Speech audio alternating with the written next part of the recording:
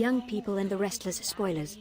Are the old gloomy sets, or is the light dark in the style of the day? Perhaps the gloomy light is the reason there are so many negative feelings that led to the physical and verbal changes we saw in the city of Geneva last week. These dark and gloomy rooms can put angels into a state of depression. Let us invade the personal lives of these people and see perhaps they have a good reason for their infamous people. COVID-19 is still annoying, sorry for the pun, but it certainly gives us a chance to see how things have evolved in the city of Geneva. Has anyone noticed how the sets got back to the dark?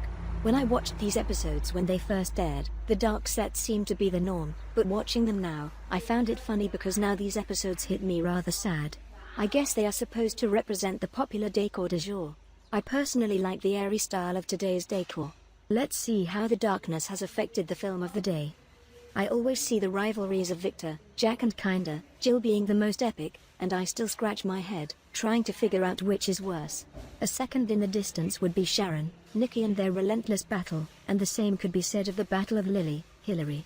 The competition for Victor, Jack and kinda Jill seems to have started at the same time, but I believe that the change of Victor and Jack is always the most volatile and mainly about business. They always try to usurp each other's company. When Victor arrived in Genève, he showed a very dark personality with an average width of miles wide. When he started his own company and it was successful, he wanted to become king and rule the city of Geneva. He built Newman Enterprises from the start, as he often reminded us, and it's no surprise that he and Jack will become rivals.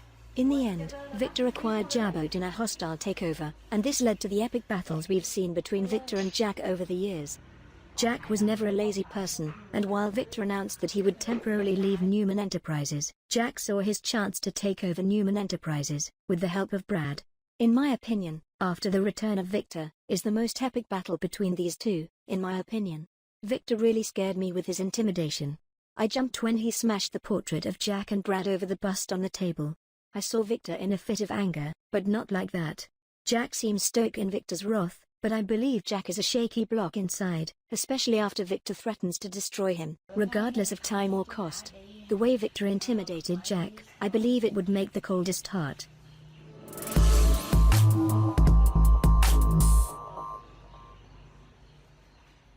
Over the years, I've noticed the smoothness between these two rivals, and I'm not sure whether I like the relationship of this enemy or not.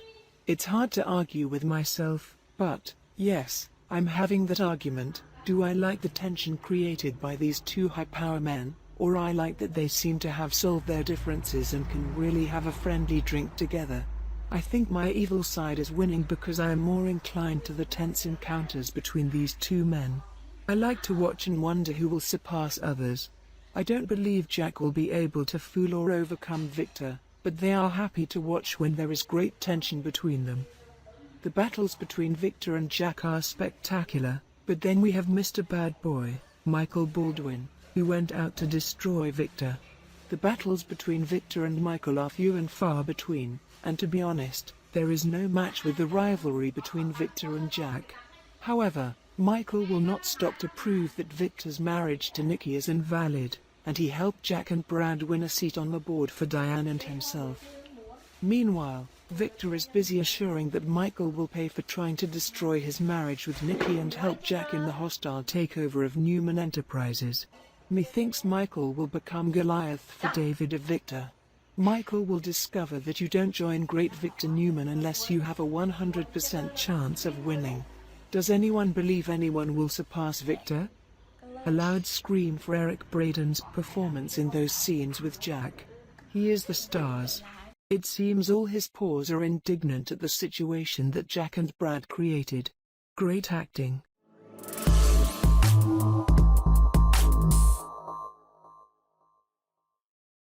Then we had the continuous catfights between Nikki and Sharon. I never understood why Nikki, of all people, disliked Sharon so much. Nikki's background was nothing to write home about. She'd been a stripper when Victor met her, and she had the audacity to call Sharon a tramp. This was a clear case of the pot calling the kettle metal. Nikki has had 20 affairs. I swear, she would have had a conjugal visit with a snake if she could jack it up, and she was married about 12 times, 4 of which were to Victor. Sharon, on the other hand, had a child when she was 16, that isn't out of the ordinary. It happens, she's been married 5 times, and she's had 19 affairs. I have to ask, why does Nikki think she is so much better than Sharon? Is it jealousy, or would no one be good enough for her precious son, Nick? Nikki really has no problem with fighting dirty, especially with her background. Nikki started that catfight in the barn. Victor tried to surprise Sharon with a new horse, but in walked Nikki with Sharon's horse and caustically stated that she didn't think Sharon would mind if she rode him first because that sort of thing didn't seem to bother Sharon. Rather than taking the bait, Sharon smiled sweetly and said a racehorse wasn't accustomed to carrying that much weight, and the barbs went downhill from there. The barbs thrown back and forth had my giggle factor on high.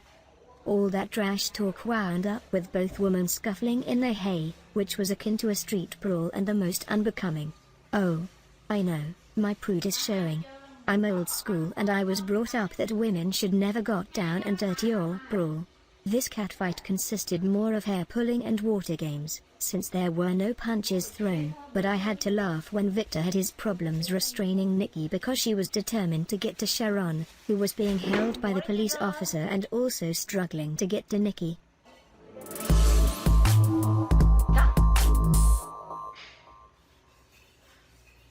It was hilarious to see them both in the same cell. I saw this scene back when it originally aired, and I wish they could have shown the following episode because I don't recall the outcome of their togetherness in the one cell. These were great scenes, and kudos to Melody Thomas Scott and Sharon Case for pulling off the scenes. Well done. Again, I have noticed that over the years, the barbs are still there, but nothing like they used to be. Now that Nikki and Sharon have called a truce and have become friends since Sharon's cancer diagnosis, I think I like it, but I hope that when Sharon's crisis is over, they will go back to being enemies once again. They were fun to watch, but who knows, they might be fun to watch as friends. With everyone mellowing out, is all this drama's going to disappear? We seem to have lost the constant build-up to confrontations now that Victor and Jack are frenemies of sorts and Nikki and Sharon have become buddies. Like Victor, the Duchess can certainly hold her own in any fight, especially with Jill. Jill was in the attic at the Chancellor Mansion, looking for proof that Catherine had stolen everything from her that Philip had left for her. Jill found a folder with her name on it, but she'd been unable to open it because Catherine had arrived. Catherine saw what a mess Jill had made with the opened boxes.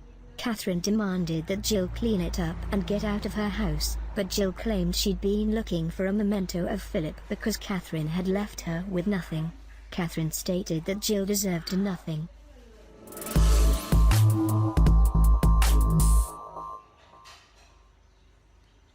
When Jill accused Catherine of killing Philip and claiming he'd never loved Catherine, that was enough provocation for Catherine to slap Jill across the face.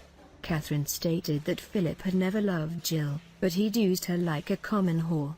That was enough to start a catfight between these ladies. I'm not a fan of women fighting, but hats off to Jean Cooper and Jess Walton for making it look so real. Like Victor, Catherine wasn't someone to be trifled with because she held her own, and I doubt whether she could have been beaten in any altercation. You are still missed, Jean Cooper. Lily Winters and Hilary Curtis never saw eye to eye. From the moment that Hilary arrived in Genoa City, Lily had her suspicions about her. Lily had been proven right. Hilary was trouble, and Hilary was after Lily's husband, Kane. Things never changed between Lily and Hilary. Lily became enraged when she discovered that Hilary had become a part of Neil's life, and that was enough to prompt Lily into action.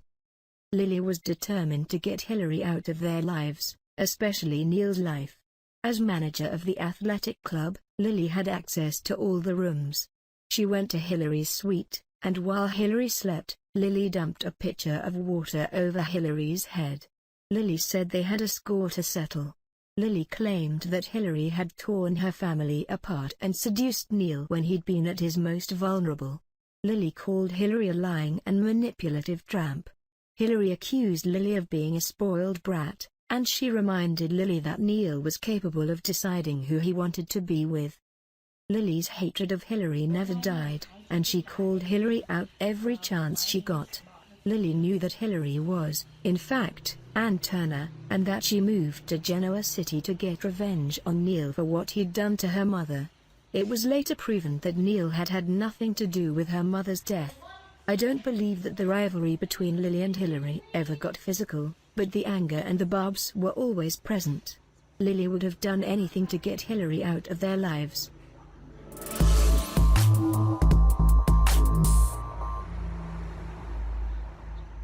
As we all know, Lily served 12 months in prison for Hillary's death because she'd been driving and had become distracted while arguing with Hillary. She ran a red light, and they were T-boned by a truck. Hillary died from her injuries, and Lily paid the price. I never cared for Hillary. She was too self-absorbed, and to me, it felt like she always thought she was better than everyone. There were too many sides to Hillary, and most of them weren't pretty.